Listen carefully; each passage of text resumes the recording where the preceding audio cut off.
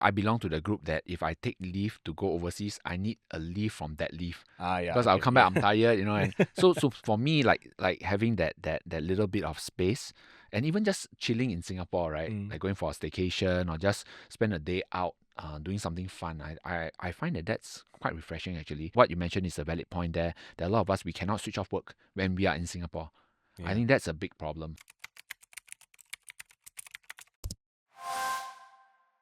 Hey, welcome back to our Ask Work It segment of the podcast. If you have a question that you're struggling with in the workplace and you have no one to turn to help you with your problems, why not turn to us? You can write in or you can comment wherever you're listening from. Today, Gerald, we have a question sent in by a listener by the name of Jasmine. Now, Jasmine says that she works in an MNC and recently realized that her company has a use it or lose it policy with its leave. So she didn't manage to clear all of her leave because of workload, and her remaining days were forfeited at the end of the year. What confuses her is that her overseas colleagues in the same organization seem to be able to carry forward their leave for many years without losing it. So now she's wondering and she's asking, why is her local employer allowed to forfeit leave that she didn't even have the time to take? And is this fair? Have you seen this happen a lot, Gerald? Maybe not so much because most of the companies they will have equal, the same HR policy across maybe even different markets most of the time lah. But there are some situations where some companies in other markets they may have different policies. Right? Some might allow you to accumulate your leave. Some would want you to clear faster. Cannot take beyond 1 year. So I think sometimes you really have to check your handbook. Right. Yeah, and don't check. Maybe no point to check other people's handbook lah. Is it normal though for someone in one country to have a different leave policy to someone in another country in the same company? It happens, yes. Okay. It happens. So, for example, in some countries, they have different labor laws. They may have the company themselves in another part of the world may want to promote certain type of culture. For example, there are places where they allow employees to take sabbaticals, so they can accumulate their leave for that.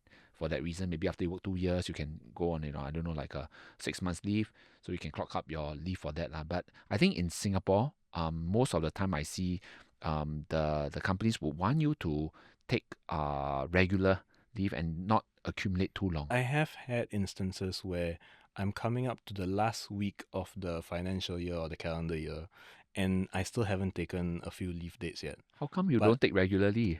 This is a question for a different net. But what my manager or sometimes HR would tell me to do is, hey, how about we take it as you've taken the leave, just for our system, and in the new FY we give you more time to take paper leave, so you can just take it as off in lieu. It's like a trust basis. It's on a trust basis a little bit. Like you don't have to apply in the system because it's already taken, and your manager is the one who tracks. Like, okay, you haven't used 5, so you got 5 more to use. Try use within this month. See your workload, whether you're able to take some time off lah. But I'm a big believer of taking regular leave. When I was working much earlier, I used to take regular leave like once a week. Yeah. So I'll have like a 4-day work week. Oh wow. Yeah. Wait, could you do that? There's 52 weeks in a year. How do you? So I don't have 52 days. So Okay, I okay. like maybe 1 month I take 2 days off lah. And then I'll pick my favorite days. But if I don't feel like working on a Monday, then I would not come in on Monday, right? Right. If I want to have like a little shorter week, Friday, it makes me at least feel like I'm taking care of myself. And in the long run, it makes me also make sure that I'm more productive in the time that I'm in at work. Right. So I'm a big believer of like using your leave intermittently. And of course, you want to accumulate some of them, say for the 7 days or 14 days, to go overseas, then fine, you have to do that. But with the leftover days or off in lieu days, or your birthday leave or whatever leave you have, right? I think you try not to keep it lah. Yeah. I can understand for some people though who like to stock up on leaves, and they don't want to use leaves on days where they're just going to be at home. They want to use leaves for when they're going on holiday, going overseas. Maybe their friends getting married in a different time zone and they want to fly over for a week or something. But for the days that they are kind of just taking time off from work, they feel very hesitant to use their leaves. I belong to the group that if I take leave to go overseas, I need a leave from that leave. Yeah. Because I'll come back, I'm tired, and so for me, like having that little bit of space, And even just chilling in Singapore, right? Mm. Like going for a staycation or just spend a day out doing something fun. I find that that's quite refreshing actually. What you mentioned is a valid point there. There are a lot of us, we cannot switch off work when we are in Singapore.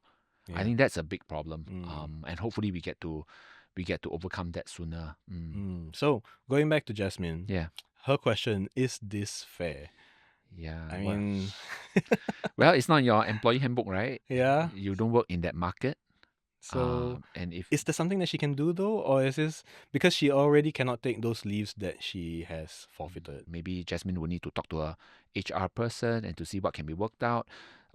Normally HR people, they're really afraid of setting precedents, Mm-hmm. right? So especially when something, if it's within the company, I think you can still say, I mean, within the company in Singapore, I think you can still try to find some wiggle room around. But if it's overseas market, I think it's easier for them to just to say that applies there, it doesn't apply here, Right. and it's always been like that. So it depends where the boss's boss is based. Like, is this a Singapore company with international presence Yes. or a foreign company with a Singapore presence? Yes. That said, of course, we don't know whether the other foreign market, the other foreign office, whether they actually have the same policy, just that they implemented it differently.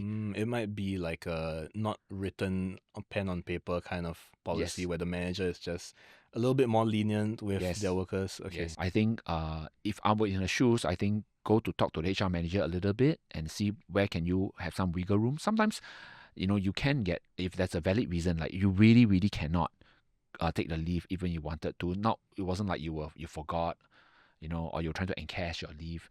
So I think that maybe they can find some workaround for you. Okay. So for those people who might be in Jasmine's situation or potentially reaching Jasmine's situation, because we are coming up to what is regularly the end of the FY, how could they confront their manager, their HR person, or their boss to ask for leniency or to ask to be able to carry forward the several days of leave that they didn't take? The reason behind why you need to have this extension to bring forward your leave, I think you need to have a very clear reason why it is so. And of course, don't let it drag for another year beyond that. You make sure that you consume all the leave as best as you can. Make sure that you just start the conversation earlier. But I also know managers will reach out to you, say, guys, you got to clear your leave. Just remember, because some of these things get flagged out, so then it doesn't look good for the department as well. Yeah, so start the conversation early, and make sure that you have a plan. You have a plan to clear it soon. Right. Okay, well, Jasmine, it looks like you're in a tough situation. We hope that you're able to work this out with your manager, with your boss. Maybe don't compare so much with people in other markets, but try to get the best deal you can for yourself within your own situation. For the rest of you guys listening or watching, if like Jasmine, you have a work-related dilemma, why not write to us? We are at cnapodcast@mediacorp.com.sg. I'm Gerald. And I'm Nat. Plan your leave like your bosses plan your deadlines.